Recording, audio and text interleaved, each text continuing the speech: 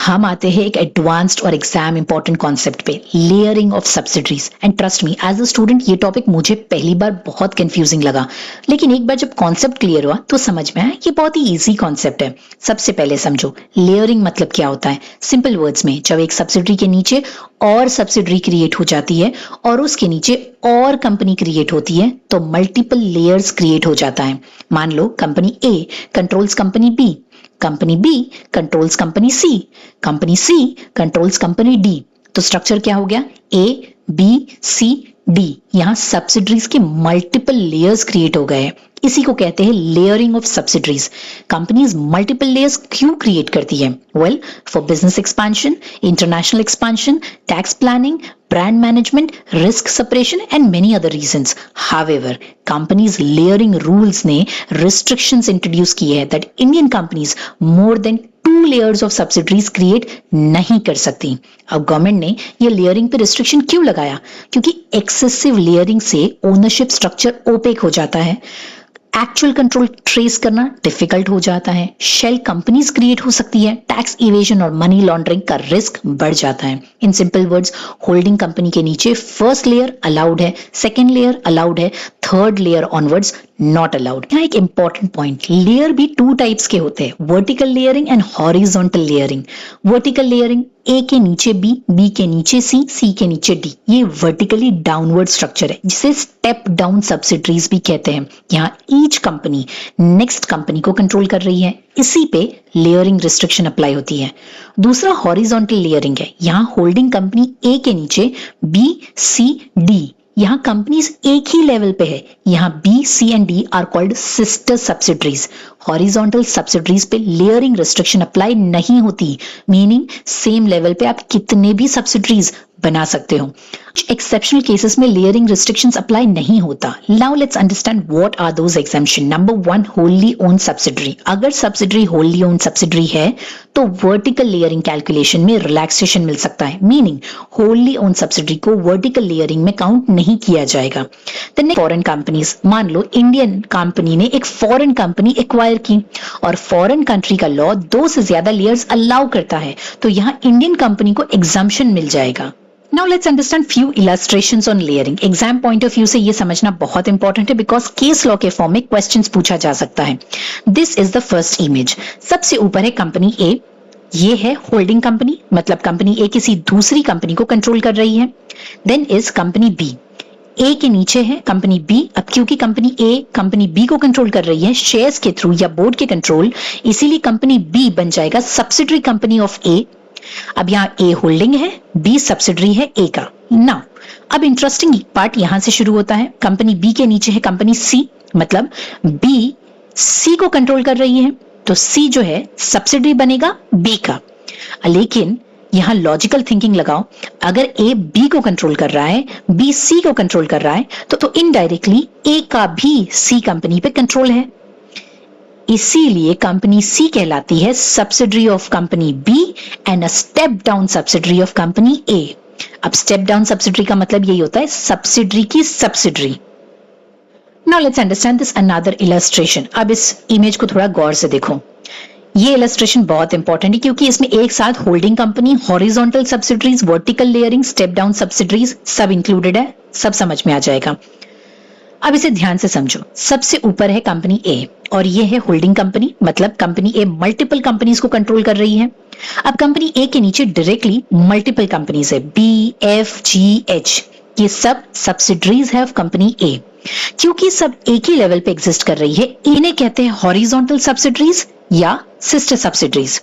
Simple understanding है, same parent different children, सबका parent company ए है। यहाँ एक इंपॉर्टेंट एग्जाम पॉइंट आता है, companies act layering rules generally horizontal subsidiaries को रिस्ट्रिक्ट नहीं करता, मतलब कंपनी ए जितनी चाहे उतनी हॉरिजॉन्टल सब्सिडरीज क्रिएट कर सकती है। अब इंटरेस्टिंग पार्ट यहां से स्टार्ट होता है। कंपनी बी के नीचे है सी, सी के नीचे है डी, डी के नीचे है ई। अब स्ट्रक्चर समझो, ए कंट्रोल्स बी, बी कंट्रोल्स सी, सी कंट्रोल्स डी, डी कंट्रोल्स ई। यहां सब्सिडरीज वर्टिकली डाउनवर्ड क्रिएट हो रही है, इसी को कहते हैं vertical layering. Company C subsidiary of company B and a step down subsidiary of A. उसी तरह से कंपनी डी सब्सिडरी है सी का and a step down subsidiary of A. Company E subsidiary है डी का and a step down subsidiary of A. यहां company B के side में लिखा है होली ओन सब्सिडरी, मतलब company A owns 100% shares of company B. अपनी layering rules के अकॉर्डिंगली कंपनी बी क्योंकि होली ओन सब्सिडरी है, it will not be counted for the purpose of layer. अब यहाँ लॉ का एक मेन कंसर्न स्टार्ट होता है, excessive vertical layering. Law generally कहता है होल्डिंग कंपनी सिर्फ लिमिटेड वर्टिकल लेयर्स मेंटेन कर सकती है, नॉट मोर देन 2 लेयर्स। अब कंपनी ए के नीचे बी, सी, डी और ई है, वर्टिकल स्ट्रक्चर क्रिएट हो रहा है। यहां B will be exempted from the count of subsidiary because वो होल्ली ओन सब्सिडरी है। सी एंड डी परमिसिबल है because 2 layers of subsidiary law permit करता है, लेकिन E will not be allowed क्योंकि एक्सेसिव वर्टिकल लेयरिंग क्रिएट हो चुका है। Now look at this third example. Illustration बहुत इंपॉर्टेंट है क्योंकि इसमें कंपनीज लेयरिंग रूल्स के इंपॉर्टेंट प्रैक्टिकल एप्लीकेशंस दिख रहे हैं। एग्जाम में भी स्टूडेंट्स यही कंफ्यूज होते हैं कि कौन सी लेयर काउंट होगी, कौन सी नहीं होगी, और WOS यानी होली ओन सब्सिडरी का एक्सेप्शन कैसे अप्लाई होता है। तो चलिए इसे स्टेप बाय स्टेप समझते हैं। सबसे ऊपर है कंपनी ए और ये है होल्डिंग कंपनी, मतलब कंपनी ए मल्टीपल कंपनीज को कंट्रोल कर रही है। अब कंपनी ए के डायरेक्टली नीचे है बी, सी, डी, ई, एफ। ये सब डायरेक्ट सब्सिडरीज है ऑफ कंपनी ए और ये फर्स्ट लेयर ऑफ सब्सिडरीज माना जाएगा। Company be directly company A के अंडर है तो बी 1 लेयर सब्सिडरी है। अब देखो C के नीचे है C1, D के नीचे है D1। यहां C1 and D1 become second layer subsidiaries of holding company A। A control C, C control C1।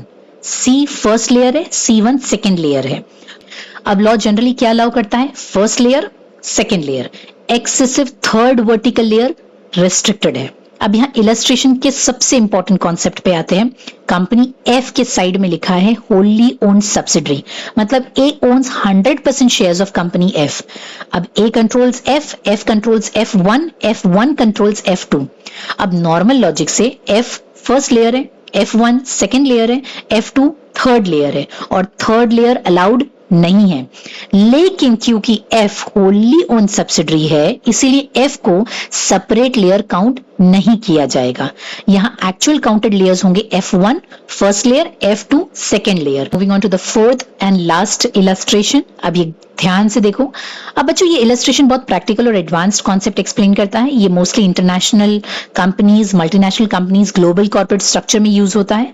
Right side पे है इंडियन पेरेंट कंपनी, कंपनी सी, उसके नीचे है C1 Indian subsidiary, C2 Indian step down subsidiary. यहां तक structure perfectly normal है। Indian companies layering rules generally allow करता है 2 वर्टिकल लेयर्स ऑफ सब्सिडरी, इसीलिए C control C1, C1 control C2 permissible structure हो सकता है। अब इंटरेस्टिंग पार्ट लेफ्ट साइड पे से स्टार्ट होता है। ऑफशोर जुरिस्डिक्शन में B1 ऑफशोर होल्डिंग कंपनी है, उसके नीचे B2, B3, B4। यहां मोर देन 2 लेयर्स एग्जिस्ट कर रहा है। इंडियन लॉ नॉर्मली 2 लेयर्स से ज्यादा अलाउ नहीं करता, तो ये ऑफशोर स्ट्रक्चर कैसे वैलिड हो सकता है? कंपनीज लेयरिंग रूल्स एक इंपॉर्टेंट एग्जेम्पशन प्रोवाइड करता है। अगर ऑफशोर कंट्री का लोकल लॉ 2 से ज्यादा लेयर्स अलाउ करता है तो इंडियन कंपनी को प्रैक्टिकल एग्जेम्पशन मिल सकता है। इंडियन कंपनीज जब किसी फॉरेन कंपनी को एक्वायर करती है तो फॉरेन कंपनी का एग्जिस्टिंग स्ट्रक्चर ऑटोमेटिकली इलीगल नहीं हो जाता। अगर वो स्ट्रक्चर फॉरेन कंट्री के लॉ के अकॉर्डिंगली वैलिड है तो इंडियन लॉ उसे अलाउ करता है।